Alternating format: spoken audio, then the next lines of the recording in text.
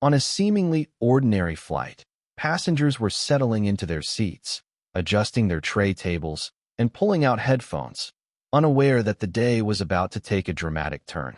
Among them was an elderly black woman, carefully clutching her small bag, which contained items she considered essential for her well-being, including her prescribed medicine. She had prepared meticulously for this trip, making sure she had everything she needed to manage her health during the flight, because, at her age, missing a dose could mean serious discomfort or even danger. As the flight attendants began their rounds, moving down the aisle with practiced efficiency, handing out drinks and snacks, and reminding passengers of seatbelt rules, there was an air of routine and normalcy.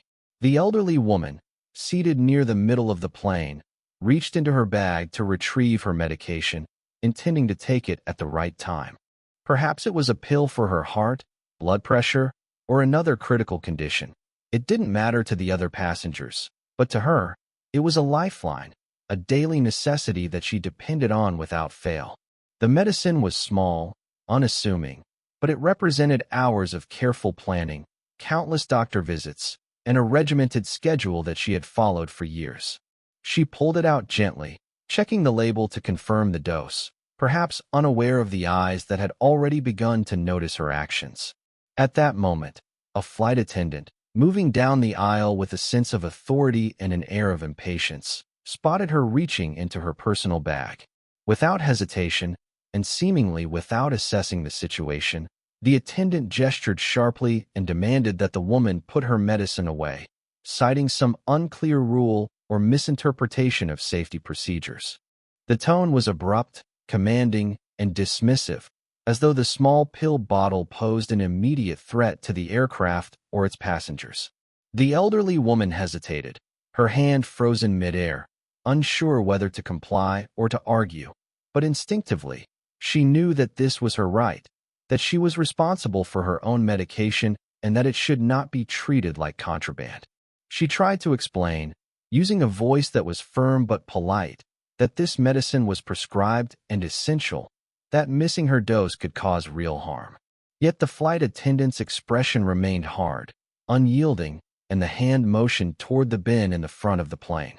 Without further discussion, and seemingly intent on asserting dominance rather than understanding, the attendant reached for the bottle and, in a swift motion, snatched it from the woman's hand and tossed it toward the trash bin, as if discarding a used napkin or an empty soda can. The suddenness of the action shocked everyone nearby. Fellow passengers gasped or turned to witness what had just happened, their curiosity piqued by the unexpected disruption to what should have been a quiet, uneventful flight.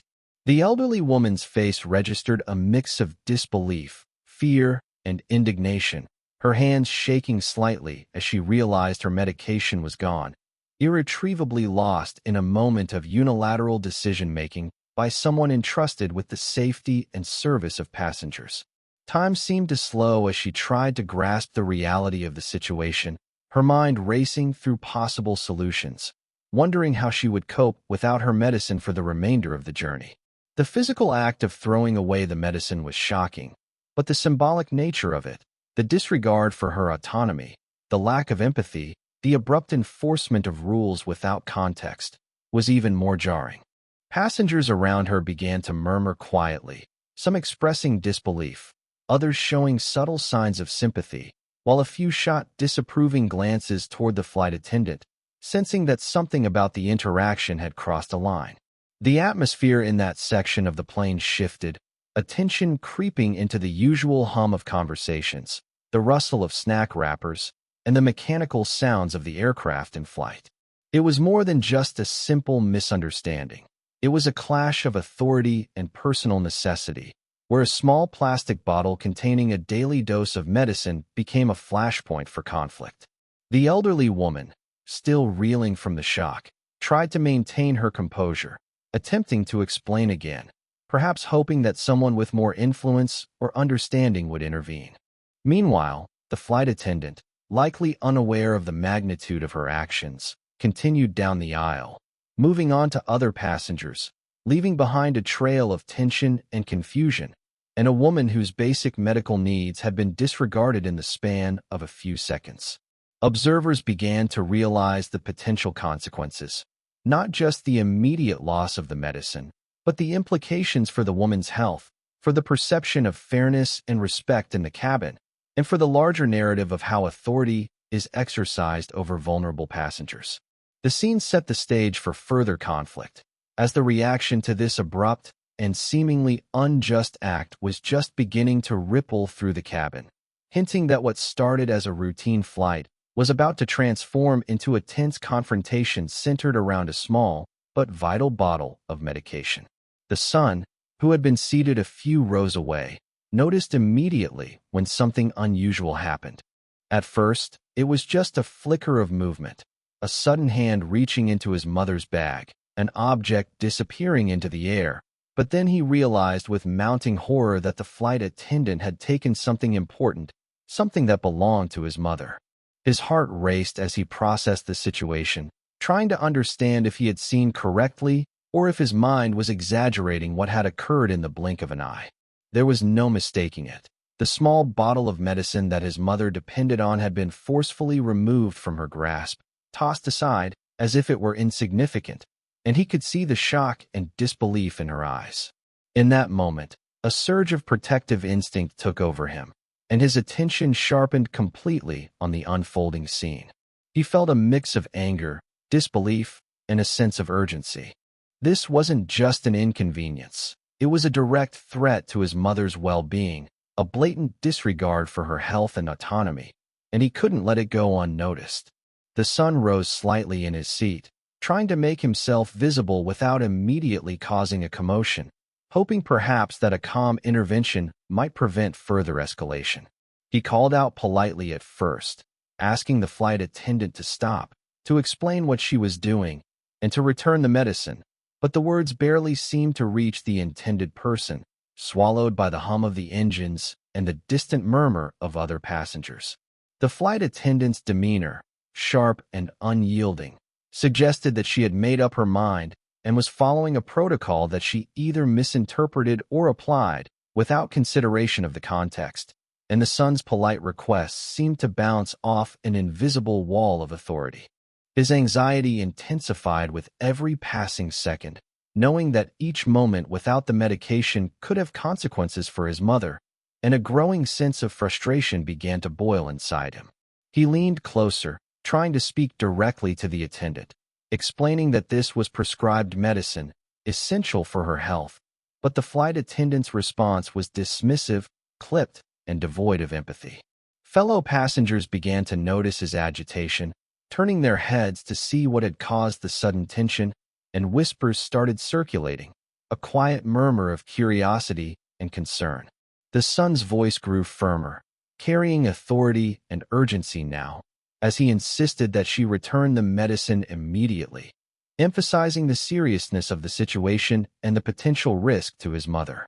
He could see her flinch slightly at the insistence, but she did not relent, and the tension in the cabin grew, as if the air itself had thickened with the conflict between personal necessity and procedural enforcement.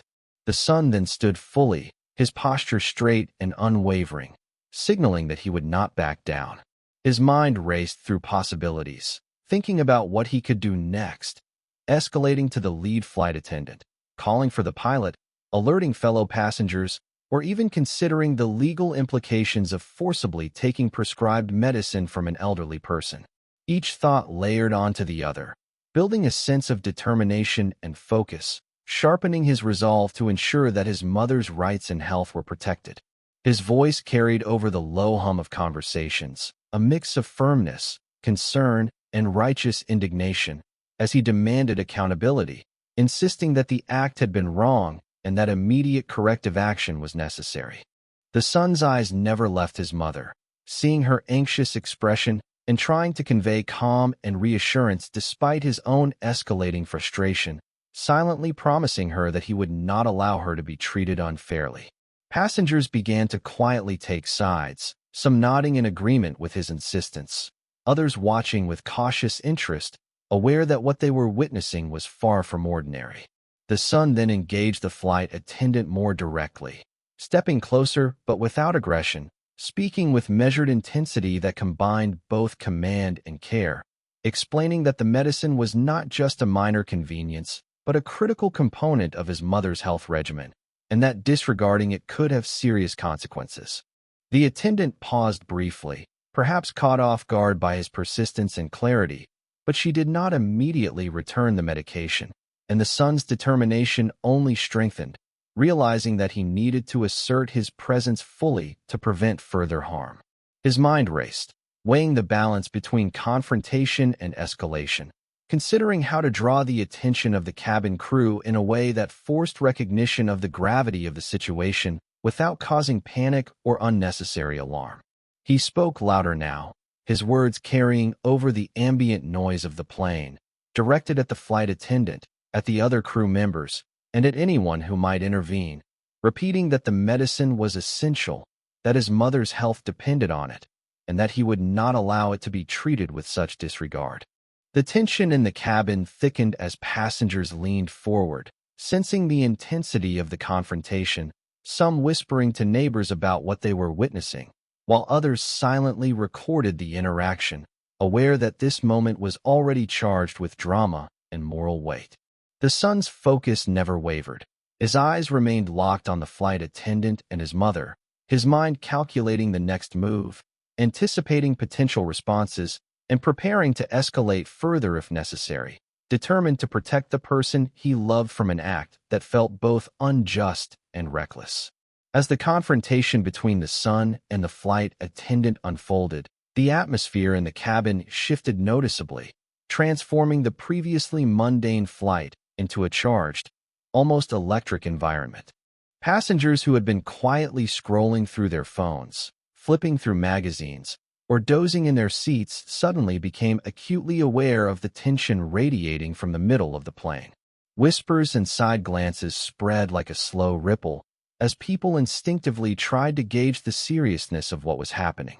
Some craned their necks over seats to get a better look, while others leaned back, eyebrows raised, unsure whether to intervene or remain neutral observers.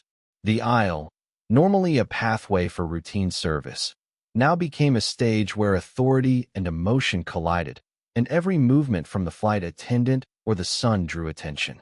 Those seated nearby felt the weight of the confrontation, their own stress levels rising in response to the palpable conflict. The disruption was not just visual but auditory as well. Voices, previously muffled by engine noise, now carried clearly through the cabin. The son's tone, firm yet controlled, echoed down the aisle, cutting through the typical hum of a commercial flight and demanding recognition from both the flight crew and fellow passengers. The flight attendant's responses, clipped and unyielding, created a tension that seemed almost tangible, pressing on the nerves of those around them. Passengers shifted in their seats, some fidgeting with seat belts or adjusting cushions, their body language betraying discomfort at the unfolding drama. Parents glanced at children, wondering if this scene would frighten them, while solo travelers exchanged discreet nods and raised eyebrows, silently communicating a shared disbelief. Flight attendants working in other sections of the plane occasionally looked toward the disturbance, their movements careful as they tried to assess whether intervention was necessary or if the situation might escalate further. The disruption began to affect the normal flow of service. Drink carts were halted, snack requests delayed, and routine announcements were paused as the cabin crew focused on containing the brewing conflict. Passengers waiting for simple in-flight assistance found themselves caught in a momentary limbo, unsure whether to call for help or wait for the situation to resolve.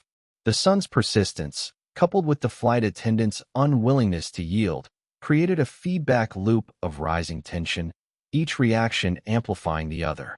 The visual cues, the clenched hands, the sharp gestures, the tense postures, combined with the raised voices, made the disruption feel larger than the incident itself, turning a simple act of improper disposal into a spectacle that demanded attention. Some passengers subtly took out phones to record or document the moment, a digital witness to the drama, while others whispered to neighbors, speculating on what might have led to such a confrontation and imagining the consequences for both the elderly woman and her son. The confined space of the aircraft intensified the effect. There was nowhere to escape from the tension, no way to ignore the heightened emotions circulating through the cabin. Each person became an inadvertent participant in the unfolding scenario, their senses attuned to the unfolding conflict. Cabin announcements and routine safety checks were briefly overshadowed by the human drama, as the focus shifted from standard flight procedures to a more immediate concern: the confrontation in the middle of the aisle. Even those passengers who initially tried to avoid looking soon found their attention drawn back, unable to resist observing the clash between authority and familial protectiveness. The son's strategy seemed deliberate, measured yet forceful, as he made his presence known, speaking with clarity and conviction, ensuring that the seriousness of the situation was communicated not just to the flight attendant, but to everyone around him. His concern for his mother's health added weight to his words, lending a moral urgency that made bystanders feel the stakes more acutely. The flight attendant, despite her official position, began to encounter resistance not only from the son, but from subtle passenger reactions. Shifting seats, pointed looks, and murmurs that questioned her judgment, all of which added social pressure to the already tense environment. The disruption continued to unfold with unpredictable energy, affecting not just those directly involved, but rippling outward to influence the mood, attentiveness, and patience of the entire flight. The hum of the engines, once a background constant, now seemed to compete with human voices carrying frustration, disbelief, and indignation. Every small gesture, from the son stepping closer to assert his point to the attendant's defensive posture, amplified the sense that the flight had been hijacked, not by weather or technical issues, but by a conflict born of principle, protection, and procedural rigidity. The effect on other passengers was cumulative. What started as a personal dispute gradually escalated into a shared experience of suspense, tension, and a collective awareness that the ordinary rules of travel had suddenly been disrupted. People exchanged glances across aisles, silently communicating a mix of shock, curiosity, and unease, while flight attendants on either side of the plane adjusted their pace and focus, aware that every decision in the coming moments could either calm the situation or exacerbate it further. The son's insistence, combined with the visible distress of his mother and the rigid stance of the flight attendant, transformed the cabin into a space of confrontation where normal routines were suspended, attention was heightened, and the simple act of flight was temporarily overtaken by human emotion and conflict. The son, realizing that the situation was escalating beyond a simple confrontation, knew he had to take his actions to the next level if there was any hope of correcting the injustice that had just occurred. He could see the fear and confusion on his mother's face, the slight tremor in her hands as she tried to steady herself, and the look of disbelief in her eyes as she struggled to comprehend that someone had taken her medicine, something she relied on for her health and safety. His protective instincts surged, and he felt an urgent responsibility not only to advocate for her in that moment, but also to ensure that no one else in the cabin would be affected by the consequences of such reckless behavior. He began to speak louder, projecting his voice to reach the lead flight attendant who had not yet intervened, making it clear that this was no longer a private disagreement, but a matter that demanded immediate attention from those in charge.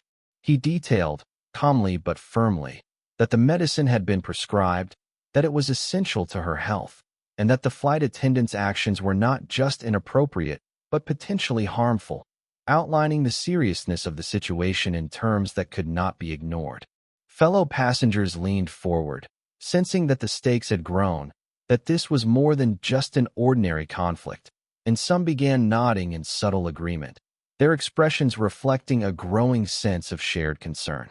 The son's eyes never left the flight attendant, his posture straight and assertive, signaling that he would not back down, and his tone carried a mix of authority and deep emotional weight, blending a plea for justice with a command for immediate action.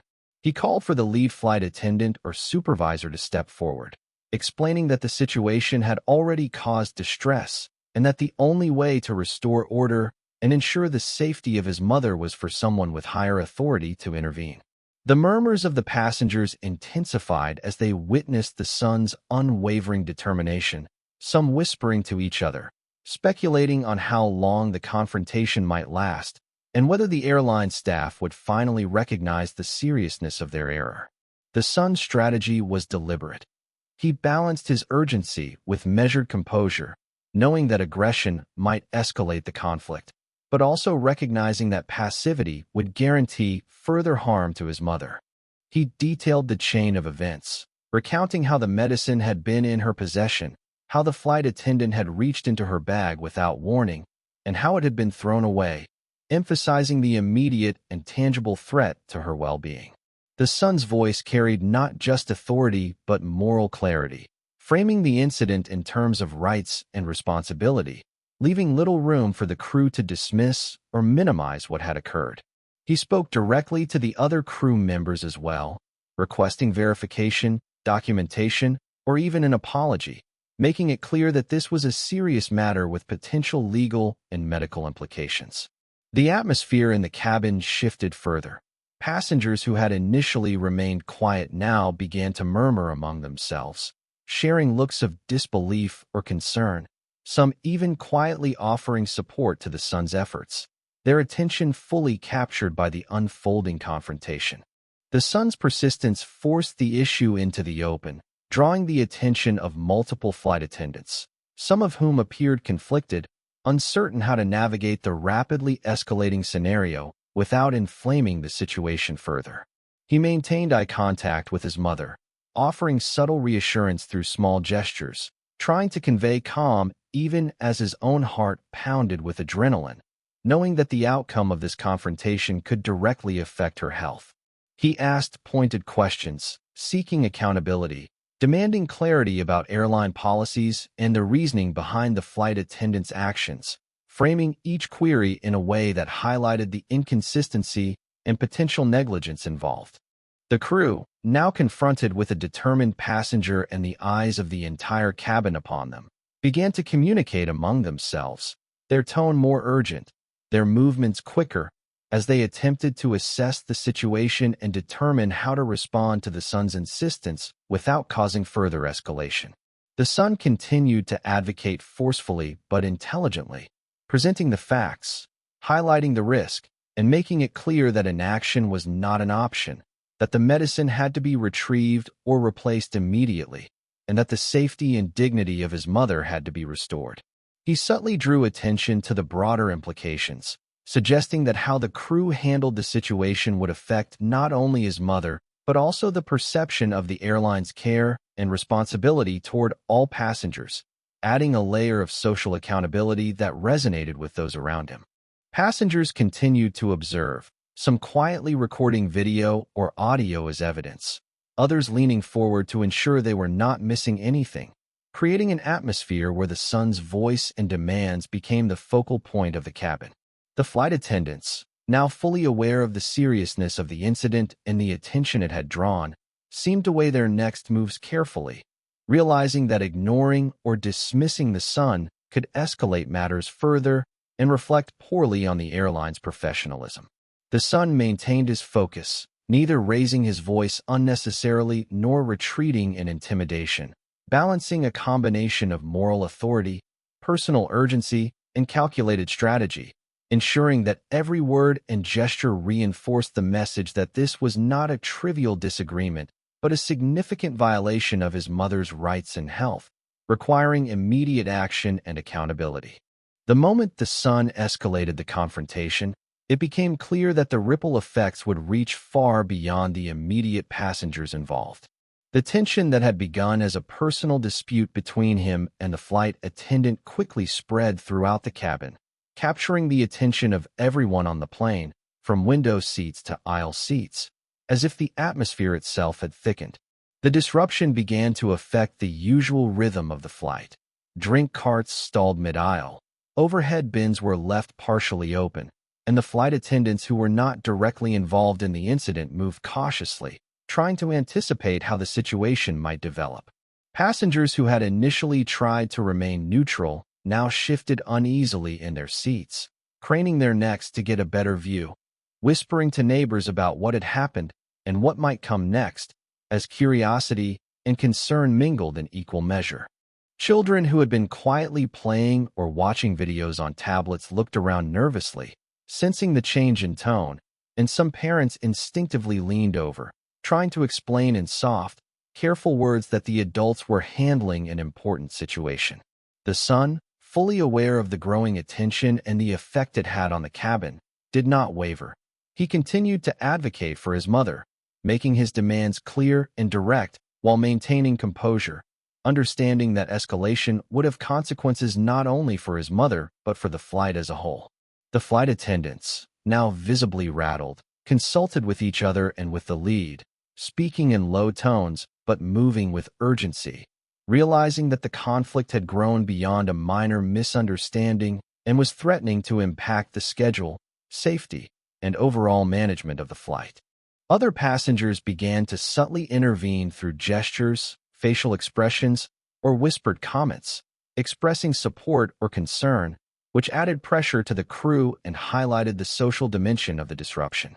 The son's determination effectively forced the airline staff to respond in ways they had not initially anticipated, drawing attention to the rules, regulations, and the flexibility, or lack thereof, of airline policy in handling emergencies, personal health needs, and disputes with passengers. Flight attendants who were previously calm now had to navigate the delicate balance of authority and de-escalation, trying to maintain control of the cabin while addressing the legitimate concern that the son raised. The disruption continued to grow as more passengers realized that this was not a fleeting argument, but a situation with immediate, tangible consequences.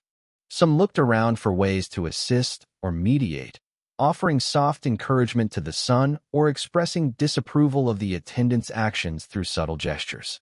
The son, cognizant of the eyes on him, maintained a balance between firmness and measured patience, using the social pressure and collective awareness to his advantage to ensure that his mother's needs remained the focal point. Every movement in the cabin now had heightened significance. A step toward the front of the plane, a whispered exchange among crew members, or a passenger glancing around. Each small action contributed to the overall energy of disruption. The engine's constant hum, once a background fixture, now seemed secondary to the human drama unfolding, with voices carrying more sharply and attention shifting entirely to the aisle where the confrontation had started. The delay in service became noticeable as attendants paused to evaluate the situation, unsure whether to proceed with routine tasks or respond directly to the escalating dispute. The son's insistence on accountability forced a reprioritization of attention and resources, creating a ripple effect that slowed every aspect of the flight. Passengers who had tickets to tight connections began to frown anxiously, calculating potential missed flights, while others simply absorbed the tension, recognizing that the event unfolding in front of them was extraordinary, disruptive, and impossible to ignore. Overhead, announcements were postponed or redirected, as cabin crew sought guidance from the cockpit about how to manage the increasing unrest in the cabin. Every minute that passed heightened the awareness that the flight's normal schedule was being compromised, and the son's steadfastness in advocating for his mother meant that resolution required immediate intervention. The combination of social attention, moral authority, and the visible distress of the elderly woman created a scenario where the entire flight, from the first row to the last, was caught up in the disruption, unable to proceed with ordinary routines until the conflict was addressed. People shifted in their seats, adjusted their personal belongings, and exchanged glances, all signs of the ripple effect created by a single act that had sparked outrage, compassion, and collective attention simultaneously. The son's actions demonstrated the profound influence that determined advocacy could have in a confined space, showing that the ripple effect of standing up for someone's rights could extend far beyond the immediate participants and reshape the experience of everyone on board. Flight attendants, now aware that the entire cabin was watching, moved with calculated care, understanding that their next steps would determine not only how quickly order could be restored, but also how passengers would perceive the airline's competence, empathy, and responsibility. The disruption, once isolated, had now become systemic, touching every corner of the aircraft, slowing service, heightening awareness, and transforming a routine journey into a shared experience of tension, anticipation, and involuntary participation. The son's insistence, combined with the visible distress of his mother, forced the airline staff to confront the broader consequences of their actions, and the awareness that their decisions were being scrutinized by the full cabin only amplified the pressure to respond appropriately and effectively as news of the incident began to spread beyond the confines of the aircraft. It quickly captured attention online, drawing reactions from social media users, bloggers, and commentators who were eager to weigh in on what had happened mid-flight. The story, already dramatic in its original form, gained additional layers of outrage as details emerged. An elderly black woman's prescribed medicine had been thrown away by a flight attendant, and her son had escalated the situation to a level that disrupted the entire flight. Screenshots, short videos, and accounts from passengers who had recorded the confrontation circulated rapidly across platforms, generating thousands of views, shares, and comments within hours. People expressed shock, disbelief, and indignation, questioning not only the specific actions of the flight attendant, but also the broader policies and procedures that allowed such an incident to occur. Many highlighted the potential dangers of denying someone their prescribed medication, emphasizing that what might appear trivial to an outsider could have severe, even life-threatening consequences for someone who depended on it. Advocates and commentators framed the situation as a glaring example of systemic neglect, pointing to issues of ageism, racial bias, and the lack of sensitivity in customer service protocols, suggesting that the incident reflected larger societal problems rather than an isolated moment of poor judgment. Others focused on the son's actions, noting the decisiveness and assertiveness with which he intervened, arguing that without his insistence, the consequences for his mother could have been far worse. Debates erupted online about the balance of authority between airline staff and passengers, with some users supporting the strict enforcement of rules for safety purposes and others insisting that empathy, context, and common sense should always take precedence. News outlets picked up the story, amplifying its reach and framing it in terms of human interest and social commentary, often featuring passenger accounts, airline statements, and expert opinions on in-flight safety and medical needs. The viral nature of the incident underscored the power of modern communication, where a single event captured in real time could trigger widespread scrutiny, debate, and calls for accountability. Airlines themselves were drawn into the conversation, issuing statements intended to clarify policies, reassure the public, and mitigate reputational damage. But these responses often fueled further discussion as commentators analyzed their wording, perceived tone, and implications for passengers' rights. Social media users compared this incident to other high-profile cases involving passenger treatment, highlighting patterns of behavior, inconsistencies in policy enforcement, and the human cost of rigid procedures. The discussion was not limited to medical necessity. It extended to questions of race, age, and privilege, as people dissected the dynamics between the flight attendant and the passengers, considering how implicit biases or unconscious assumptions may have influenced the interaction. Online communities mobilized in various ways, from sharing petitions demanding better training for airline staff to offering support for the elderly woman and her family, emphasizing solidarity and collective concern for the vulnerable. The story became a reference point in conversations about consumer rights, accessibility, and the responsibilities of service providers in environments where passengers have limited options and must rely on staff for both safety and basic care. Commentators examined the sequence of events, highlighting how the son's intervention had a cascading effect, not only preventing further harm to his mother, but also forcing the airline to confront broader operational and ethical considerations in real time. Analysts noted that incidents like this could have long-term implications for airline policy, staff training, and passenger expectations, suggesting that the virality of the story might push companies to implement more robust procedures for handling medical needs and conflicts in flight.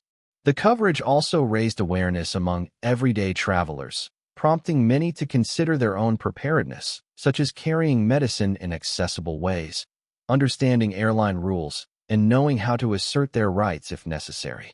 Discussions often included empathy for the elderly woman, emphasizing her vulnerability and the stress of navigating air travel with essential health needs, while also acknowledging the son's courage and presence of mind in advocating for her.